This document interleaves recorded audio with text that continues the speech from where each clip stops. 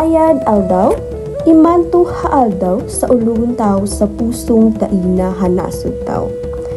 Yan sa mga katutubo ha Pilipino.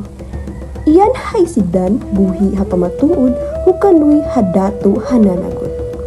Kanoy ha pagdalom ha gamot dahuda tampud ha koneksyon tabugta. Iling hupakto di sangre, iyan nagpahunaw na kanoy ha iyan sa hugot ha pagsabuwa daw respeto, iyan hugot ha bagkos hangiing ibit kanoy alan.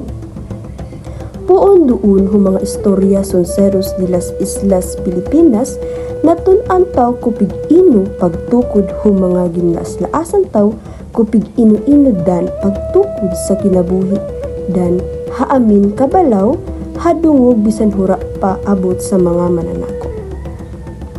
Sa lumad iyan haisidan nagbantay humitiiling hu pagtuo dignidad daw gagaw taina ha kaugalingon tao habuta.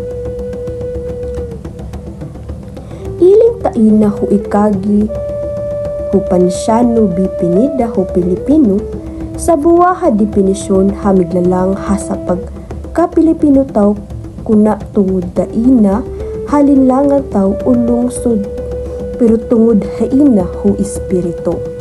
Sa buwa ha espiritu haming tindog hamalangkaw mahipatason daw gawas nun. Impaaha hu mga lumad ha Pilipino kuino sa buot pasabot hu pagka-Pilipino. Pinaagi hu pagkanta, binuhatan sayaw daw kinaraan. Pigpreserbadan sa kadagway taina ha kultura taw daw nagtudlo kanoy pagtahod hu gabi anay samtang pig-umol sa kaasum-asuman tao. Iyan man, hari tao lipatan daw tahuron sidan. Tako sa ulugon tao sa katutubo ha Pilipino.